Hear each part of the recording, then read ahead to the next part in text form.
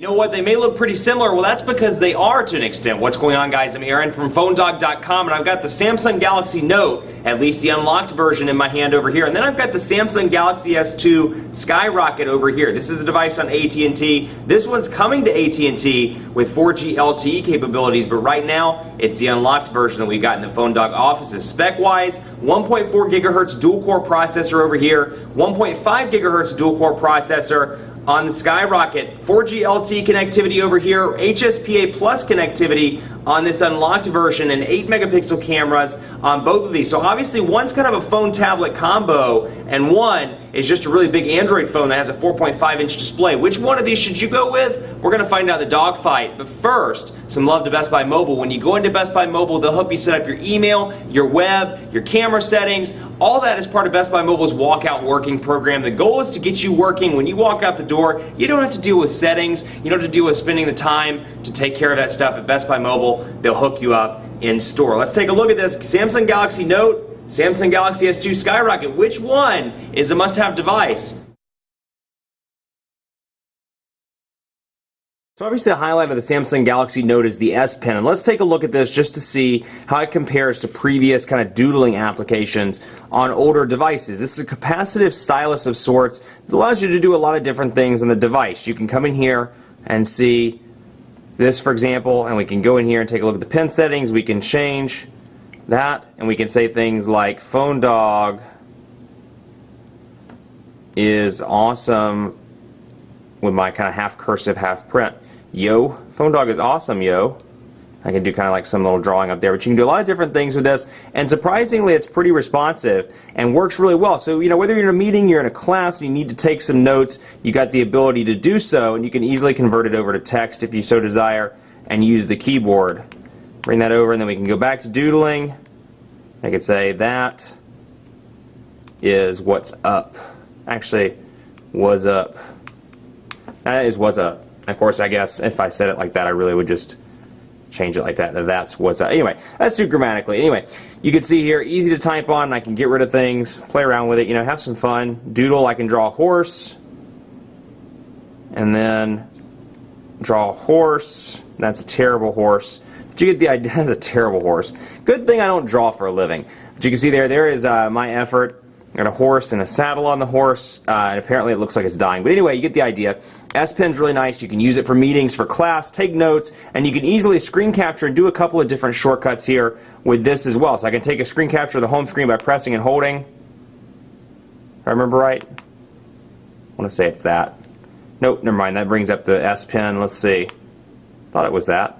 Yeah, there it is. So I can take a picture of the screen, get into the gallery, and use that so I can, you know, circle maybe Charlotte, partly sunny, whatever, and send that to a friend, as you can see here. So I can draw on it, and have fun, and send it over to a friend. So there's a lot of different options you can do here, and this is, you know, a feature that really makes this unique because it really bridges the tablet functionality as well as the phone functionality. Over here, obviously, you don't get any sort of S Pen features, but what you do get is a more pocketable device that resembles a phone a little bit more. So you can see over here, 7 home screens, you got your widgets here. And one thing I love about TouchWiz, the widgets are customizable, and you can see the setup is largely the same on both of these devices. But we'll load it up and take a look, and we'll bring over AccuWeather, for example, and bring it over here to the home screen just so you can see what I'm talking about. And we'll bring up, remove it, and you can see I can change this around and make the sizes different, which is nice. We've seen this on Motorola's user interface, the latest iteration of it. And for an area like this where there's not a whole lot of space left, you could maybe fit 1 or 2 widgets in there thanks to these customizable widgets as opposed to static widgets like you see on HTC Sense. So that's a real benefit, in my opinion,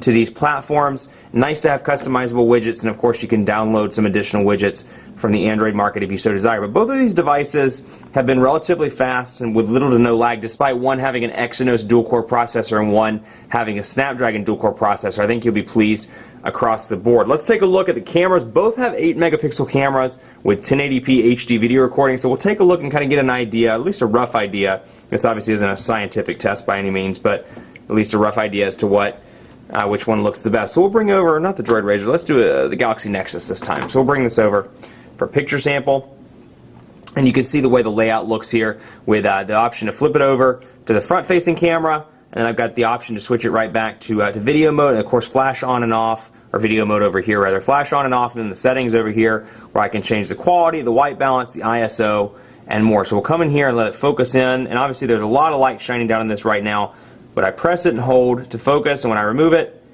it takes the picture. So there's one picture there, and kind of same setup here, just on a smaller screen, but you can really, even in this video, after looking at this device long enough, you can really see the size difference in the display. So we'll let this one focus in as well, and take a picture. So we'll go to the gallery on both of these and see how it looks. And again, really great for viewing content. So be it pictures, be it movies, whatever it is, this 5.3-inch display is great for content. So you can see Verizon's 4G LTE logo there, which is blasphemy in an AT&T video, or at least in a video that's highlighting two AT&T devices. But still, there we go. Kind of get a similar look and feel here. Let's try and zoom that out, or get that out a little bit there.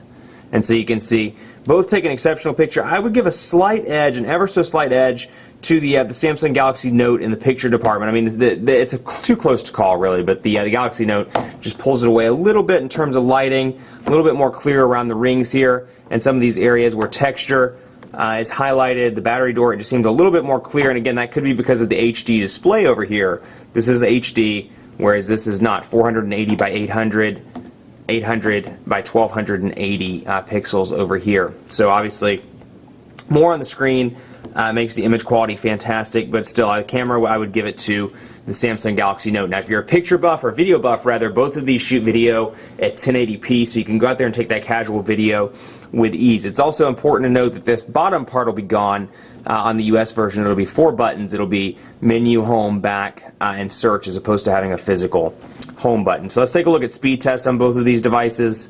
Load that up as well. Again, 4G LTE over on the Skyrocket. The AT&T version will be getting 4G LTE over here, but right now the international version is running HSPA+. So at least we can kind of get an indicator as to AT&T's network performance between HSPA+ and LTE, so we can see and kind of compare the two and see what they look like. So speed test is loading up right now. You can see LTE is moving up there in the 6 to 7 megabits per second range right now, and then HSPA+ is moving right about 4 to 5 megabits per second, and we'll see what comes out here. So about 8, actually it went up a little bit, 8.86 megabits per second on LTE, 5.76 megabits per second on HSPA+. So pretty reasonable speeds.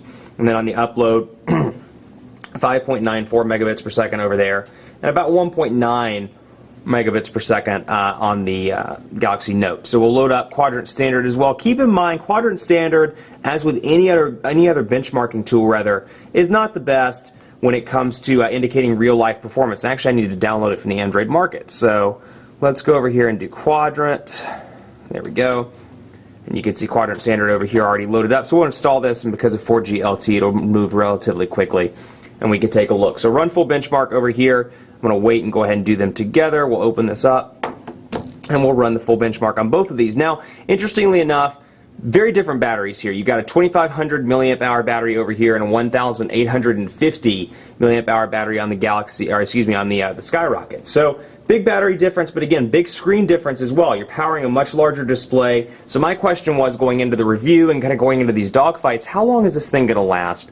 And I'm pleased to say that after the Droid Razr Max, it is currently the second longest lasting Android device. I've been really pleased with it. I've noticed that leaving it on a table overnight, for example, the battery drain is very minimal. I can run about, I'd say, 14 hours or so with moderate use, 14 to 15 hours before this device flashes a low battery warning. Over here, I'd say about 10 to 12. So if you're looking at it from battery and battery performance alone, the Galaxy Note is going to be the winner. So if you're looking at it from that, if you're looking at it from pocketability, obviously the Skyrocket is going to be the winner. Call quality on both of these, very reasonable. In fact, I would say that it's about equal. Took both of these to an AT&T dead spot to test them over the course of the reviews. I've gotten very similar results. People report pretty decent call quality across the board, and not enough to where I can really kind of give the edge to one or the other. It's been pretty equal. So 3,687 over here, 3,308 over on the Skyrocket. So again, you're very close in quadrant standard. And again, take that with a grain of salt, because that's not the most indicative test, as are any of the speed tests when it comes to measuring real-life performance. So it's a tough call, and really, like I've said in a lot of the most recent dogfights, these devices are so close in terms of specs, in terms of functionality, that it's really going to depend on what you want. If you want 4G LTE, at least right now, the Skyrocket is the device for you. If you want a giant display and you want something that kind of resembles a tablet, but you don't want to spend money on the Galaxy Tab and a phone, go with this device. Go with the Galaxy Note. If you're looking for something a little more pocketable and it has that LTE connectivity, like I said, go with the Skyrocket. Now, at this point, the winner of the dogfight is the Samsung Galaxy Note for a couple of reasons. HD display, big plus, 2500 milliamp hour battery, huge plus. This thing is big, and it may not be practical for a lot of people, myself included personally, as a device, just because it's too big. It's too big to carry around on a day-to-day basis as far as I'm concerned. But for people with bigger hands, people that just want a big device, have a hard time seeing things, hey, this could be a perfect device for you. And with that big battery, you get some pretty exceptional battery life. It's a close call. Both of these are great devices, and actually, up until now, this has been a great performer, and still is a great performer on AT&T, but it's going to get some hot competition when the Note lands on the carrier on February 18th, and they're going to appeal to, while they will appeal to different demographics, I think you'll be pleased with either one of these devices. Much more coverage to come on PhoneDog.com with the Galaxy Note and the Skyrocket on PhoneDog.com. Keep it locked on Facebook, Facebook.com/PhoneDog. Like us, come over there and say hello, and be sure to follow me on Twitter, PhoneDog_Aaron, and on my Facebook page at Facebook.com/PhoneDogAB. Let me know what you think as to which one should have won. Thanks so much for watching, and as always, we'll see you next time.